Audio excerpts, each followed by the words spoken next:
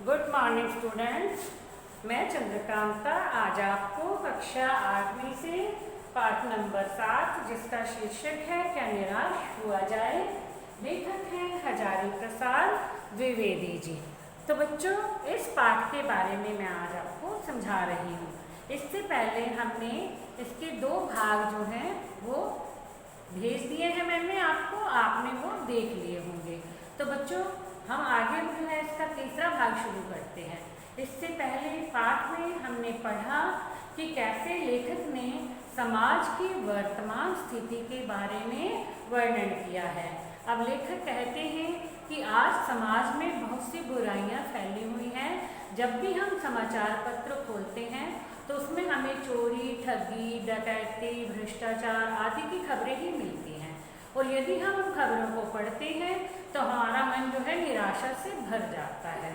लेकिन फिर लेखक बताते हैं कि हमें ऐसी खबरें पढ़ करके अपने मन में निराशा नहीं लानी चाहिए, क्योंकि आज भी बहुत से लोग ऐसे हैं जो कि इन जीवन मूल्यों को अपनाए हुए हैं, जैसे सत्य, अहिंसा, परोपकार और भी बहुत से अच्छे काम जो है लोग करते हैं। मतलब वो काम करते हुए आज भी खुशी अनुभव करते हैं। ऐसा नहीं है कि सिर्फ बुराइयां ही बुराइयां समाज में फैली हुई हैं। बहुत से लोग जो हैं ऐसे भी हैं जो आज भी सच्चाई और ईमानदारी के प्रति विश्वास रखते हैं और हमेशा जो है अच्छा ही करते हैं। और इसके साथ ही लेखक ने यह भी बताया था कि कैसे आज समाज में धर्म और कानून को अलग कर दिया गया है। पहले धर्म और कानून एक लेकर के देखे जाते थे, क्योंकि लोग कुछ भी गलत काम करते थे तो उन्हें ऐसा लगता था कि ईश्वर जो है वो हमें देखेंगे तो हमें उस गलत कार्य का दंड अवश्य मिलेगा। लेकिन आज एकाएक धर्म और कानून को अलग अलग कर दिया गया है। आज लोग कुछ भी गलत काम करते हैं तो वो ये सोचते हैं कि हमने धर्म के साथ कुछ भी गलत नहीं किया है, फिर भी गलत काम करके अपने स्वार्थों को पूरा कर लेते हैं। और तब जो है वे ये बात नहीं सोचते भी हम आज जो चोरी कर रहे हैं या पाप कर रहे हैं, किसी को परेशान कर रहे हैं, तो हमें इसकी सज़ा भगवान अवश्य देगा। वो इस बात को नहीं सोचते हैं। वो कहते हैं कि हमने धर्म के साथ तो कुछ नहीं किया है, यदि ये काम कर दिए तो कभी इसकी सज़ा हमें नहीं मिलेगी। ये भावना उनके मन में आ गई है। तो इसके साथ बच्चों, लेखक ने एक और बात बताई थी जो उनके साथ ही घटना घटित हुई थी कि कैसे एक बार वो सफ़र कर रहे थे तो रेलवे स्टेशन पर उन्होंने टिकट लेने के लिए 100 रुपये पकड़ाए और 10 रुपये का टिकट लेकर जल्दी जल्दी से जाकर के गाड़ी में बैठ गए। तब जिन्होंने टिकट दी थी तो वो टिकट बाबू उन्हें 90 रुपये वापस देने के लिए गाड़ी में गए और उन्हें पहचान कर उन्हें 90 रुपये वापस कर दिए। और ऐसा करके उन्हें बड़ी ही खुशी हुई, बड़ा संतोष मिला था। तब लेखक बताते हैं कि मैं कैसे मान लूँ कि आज दुनिया में सच्चाई और ईमानदारी नहीं है, क्योंकि वो कितना सच्चा इंसान था, कितना ईमानदार व्यक्ति था, जो 10 रुपये की टिकट दे के चाहता तो वो 90 रुपये रख सकता था, लेकिन उसने नहीं रखे और वो आकर के लौटा करके चला गया है। तो बच्चों, आगे का पाठ अब हम शुरू करते हैं।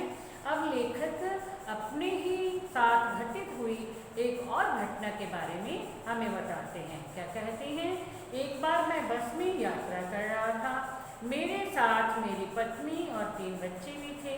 बस में कुछ खराबी थी, रुक रुक कर चलती थी। गंतव्य से कोई 8 किलोमीटर पहले ही एक निर्जन सुनसान स्थान में बस ने जवाब दे दिया। रात के कोई 10 बजे होंगे। बस के यात्री घबरा गए। कंडक्टर उतर गया और एक साइकिल लेकर चलता बना। लोगों को संदेह हो गया कि हमें धोखा दिया जा रहा है। बस में बैठे लोगों ने तरह तरह की बातें शुरू कर दी। किसी ने कहा यहाँ डकैती होती है, 2 दिन पहले इसी तरह एक बस को लूटा गया था। परिवार सहित अकेला मैं था। बच्चे पानी पानी चिल्ला रहे थे। पानी का कहीं ठिकाना न था। ऊपर से आदमियों का डर समा गया था। अब लेखक ये घटना बता रहे हैं कि कैसे एक बार वो अपने परिवार के साथ बस में सफ़र कर रहे थे, लेकिन बस खराब थी, रुक रुक कर चल रही थी और 8 किलोमीटर पहले जहाँ उन्हें पहुँचना था तो उस स्थान से 8 किलोमीटर पहले ही बस जो है वो बंद हो गई थी। बस रुक गई थी, आगे नहीं चली थी और वो जगह बहुत ही सुनसान रास्ता था वो, और रात के 10 बज चुके थे। बस के जो यात्री थे वो सारे घबरा गए। अब कंडक्टर बस से उतरा, साइकिल उठाई और चला गया। तो ऐसा करने पर या तो वो बता के जाता लोगों को, भाई मैं इस करके कुछ ना कुछ इंतजाम कर रहा हूँ, और फिर चला गया। तो उसने तो साइकिल उठाई, चुपचाप से चला गया। लोगों के मन में डर बैठ गया कि हो ना हो ये जानबूझकर ऐसा किया गया हो कि रास्ते में बस खराब कर दी आधी रात के समय, अब वो कुछ लोगों को ले आएगा और ऐसे कुछ ना कुछ गलत हो जाएगा। लोग ऐसा सोचने लगे थे। अब बस में बैठे जो लोग थे वो तरह तरह की बातें कर रहे थे। अब कोई एक बोलता है कि यहाँ पर डकैती होती है, कुछ दिन पहले यहाँ पे बस को लूटा गया था। अब जो है लेखक परिवार सहित अकेला ही था, यानी लेखक का परिवार उसमें था, बाकी लोग जो थे वो अकेले अकेले थे। और अब लेखक कह रहे हैं कि जो बच्चे थे वो पानी पानी के लिए चिल्ला रहे थे, लेकिन पानी कहीं नहीं मिल रहा था। ऊपर से ये डर और लग रहा था कि सब लोग जो है अकेले हैं और मैं परिवार के साथ हूँ, तो ये लोग पता नहीं क्या करें क्या ना करें। तो इस तरह से लेखक बहुत घबरा रहे थे। अब अगला पहला, कुछ नौजवानों ने ड्राइवर को पकड़कर मारने पीटने का हिसाब बनाया। ड्राइवर के चेहरे की हवाइयाँ उड़ने लगी। लोगों ने उसे पकड़ लिया। वह बड़े कातर ढंग से मेरी ओर देखने लगा और बोला, हम लोग बस का कोई उपाय कर रहे हैं, बचाइए, ये लोग मारेंगे। डर तो मेरे मन में था, पर उसकी कातर मुद्रा देखकर मैंने यात्रियों को समझाया कि मारना ठीक नहीं है। परंतु यात्री इतने घबरा गए थे कि मेरे बात सुनने को तैयार नहीं हुए। कहने लगे, इनकी बातों में मत आइए, धोखा दे रहा है, कंडक्टर को पहले ही डाकुओं के यहाँ भेज दिया है। तो आगे लेखक बताते हैं कि जब कंडक्टर साइकिल लेकर के चला गया और तब जो है लोगों ने क्या सोचा कि बस के ड्राइवर को ही पकड़ लेते हैं, इसकी पिटाई करते हैं, तो ये अपने आप फोन करेगा उससे, ये कुछ ना कुछ तो करेगा ही ना, जब उसकी खुद की पिटाई हो गई थी। तो ये देख करके ड्राइवर बहुत घबरा गया। तो अब वो जो है बड़े ही दीन भाव से लेखक की ओर देखने लगा। तब लेखक ने लोगों को समझाया कि इस तरह से मार पिटाई नहीं करनी चाहिए, क्योंकि ये कह रहा है कि हम बस का इंतजाम कर रहे हैं, तो हो सकता कर रहा हो। लेकिन लोगों ने लेखक से कहा कि इनकी बातों पर विश्वास नहीं करना चाहिए, ये लोग ऐसे ही होते हैं। इन्होंने पहले ही कंडक्टर को साइकिल देके भेज दिया है, अब वो जो है ऐसे कुछ लोगों को लेके आएगा जो हमें लूट लेंगे और हमें नुकसान पहुंचाएंगे। अब आगे लेखक कहते हैं कि मैं भी भयभीत था, पर ड्राइवर को किसी तरह मारपीट से बचाया। 1.5-2 घंटे बीत गए। मेरे बच्चे भोजन और पानी के लिए व्याकुल थे। मेरी और मेरी पत्नी की बुरी हालत थी। लोगों ने ड्राइवर को मारा तो नहीं, पर बस से उतार कर एक जगह घेर कर रखा। कोई भी दुर्घटना होती तो पहले ड्राइवर को समाप्त कर देंगे। मेरे गिड़गिड़ाने का कोई विशेष असर नहीं पड़ा। इसी समय क्या देखता हूँ कि एक खाली बस चली आ रही है और उस पर हमारा बस कंडक्टर भी बैठा हुआ है। उसने आते ही कहा, मैं अड्डे से नई बस लेकर आया हूँ, आओ बस में बैठो। वह बस चलाने लायक नहीं है। फिर मेरे पास एक लोटे में पानी और थोड़ा सा दूध लेकर के आया और बोला, पंडित जी, बच्चों का रोना मुझसे देखा नहीं गया, वही दूध मिल गया, थोड़ा लेता आया। यात्रियों की जान में जान आई। यात्रियों ने उसे धन्यवाद दिया, ड्राइवर से माफी मांगी और 12 बजे से पहले सब लोग बस से पहुंच गए। तब क्या बताते हैं लेखक? लेखक कह रहे कि मैं बहुत डर गया था, तो ड्राइवर को लोगों ने पीटा तो नहीं, लेकिन जो है उसे एक जगह पर घेर करके बिठा लिया और फिर उसके बाद जो है उससे उसे डराने धमकाने लगे। कहने लगे कि यदि कुछ भी नुकसान होगा हमारा तो क्या करेंगे, हम ड्राइवर को सबसे पहले मार देंगे। क्योंकि होता है ना, किसी एक को बंदी बना लेते हैं और बंदी बनाने के बाद हम सोचते हैं यदि हमें कुछ कहा जाएगा तो हम तुम्हारे इस बंदे का नुकसान करेंगे, इसे मार देंगे। तो ऐसा ही उन्होंने किया। लेकिन जब लेखक कह रहे कि मैंने जो उनसे बातें की थी, गिड़गिड़ाया था मैं, उसका कोई ज़्यादा असर नहीं हुआ सॉरी। लेकिन उसी समय मुझे दूर से एक बस आती हुई दिखाई दी और बस में वही कंडक्टर था जो यहाँ से गया था साइकिल लेकर के। और वो कंडक्टर आया और उसने सब सवारियों से कहा कि आओ बस में बैठो। ये बस खराब थी, इसलिए मैं बस स्टैंड से जाकर के गांव में गया, यानी बस स्टैंड पे वहाँ से दूसरी बस लेकर के आया। साथ ही उसने लेखक के बच्चों के लिए पानी और दूध दिया। बोला कि वहीं पास में दूध मिल रहा था, मैंने सुना था कि ये छोटे बच्चे जो है पानी के लिए चिल्ला रही हैं, तो मैं वहाँ से पानी और दूध ले आया। फिर जो है लेखक कहते हैं कि यात्रियों ने जो है ये सब देखा तो उन्होंने ड्राइवर को छोड़ दिया और इसके लिए माफ़ी भी मांगी।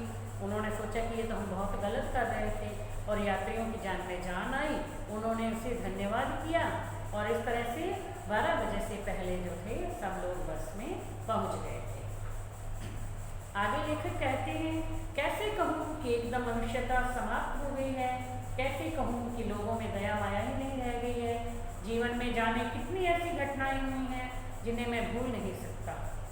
अब लेखक कहते हैं इस घटना की, ये दोनों घटनाएं बताई ना, बस में सफ़र वाली और ट्रेन में सफ़र वाली, ये दोनों घटनाओं के बारे में लेखक बता करके हमें यही बताना चाहते हैं कि आजकल भी ईमानदार लोग हैं, अच्छे लोग हैं, अच्छे लोगों की कमी नहीं है।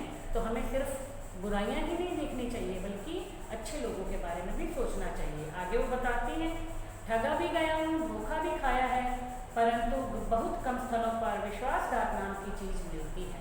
यानी वो कहते हैं मेरे साथ भी ऐसा हुआ है, ठगी हुई है, कई बार जो है मैंने भी धोखा खाया है, मेरे साथ भी विश्वासघात हुआ है। लेकिन फिर ये नहीं है कि अच्छे लोग नहीं हैं, सब यही करने वाले हैं।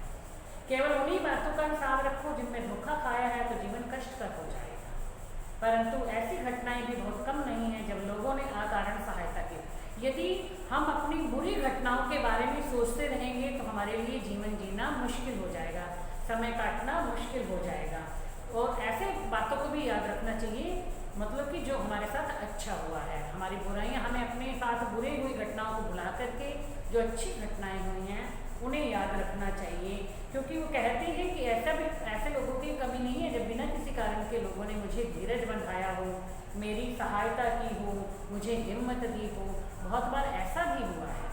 कविवर रविंद्रनाथ ठाकुर ने अपने प्रार्थना गीत में भगवान से प्रार्थना की थी कि संसार में केवल नुकसान ही उठाना पड़े, धोखा ही खाना पड़े, तो ऐसे अवसरों पर भी हे प्रभु मुझे ऐसी शक्ति दो कि मैं तुम्हारे ऊपर संदेह न करूं। तो रविंद्रनाथ ठाकुर जी ने भगवान से क्या निवेदन किया, क्या प्रार्थना की, यदि मेरे साथ गलत हो रहा है, मैं हमेशा धोखा ही खा रहा हूँ, मेरा नुकसान ही नुकसान हो रहा है, तब भी हे प्रभु मेरे पर ऐसी कृपा करो कि मैं तुम पर शक ना करूं कि आपने, हम कह देते हैं कुछ गलत हुआ है, भगवान की इच्छा से भगवान ने ये करने वाले हैं सब कुछ अच्छा, तो हम खुद के सिर पर ले लेते हैं भी हमने किया है, और जो कुछ बुरा होता है तो भगवान ने किया, हम जो भगवान को दोष देने लगते हैं। तो रविंद्रनाथ ठाकुर जी कहते हैं कि ऐसा नहीं होना चाहिए। मतलब कि भगवान से वो प्रार्थना करते हैं कि चाहे मुझसे मेरे साथ कितना भी बुरा हुआ हो, लेकिन फिर भी मैं आप पे शक न करूँ कि आपने ये सब कुछ करवाया है। मनुष्य की बनाई विधियाँ गलत नतीजे तक पहुँच रही हैं तो इन्हें बदलना होगा। लेखक कहते हैं यदि कुछ कायदे कानून बनाए गए हैं जो गलत तरीके से बनाए गए हैं तो उन्हें जो है बदल लेना चाहिए।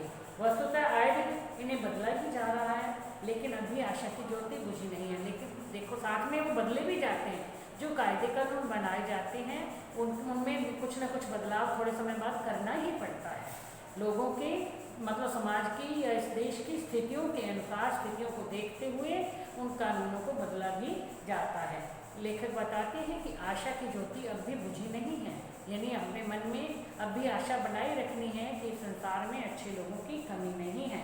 महान भारतवर्ष को पाने की संभावना बनी हुई है, बनी रहेगी भी। हमारा जो महान मनीषियों ने इस भारतवर्ष के जो सपने देखे थे वो आज भी बने हैं। हमें आज भी उन सपनों को पूरा करने की कोशिश करनी चाहिए। हे मेरे मन, निराश होने की जरूरत नहीं है, मन में निराशा की भावना नहीं रखनी चाहिए। तो बच्चों ये पाठ आज हमारा पूरा हो गया है। इस पाठ के प्रश्नोत्तर मैं आपको नेक्स्ट वीडियो में समझाऊंगी। Thank you.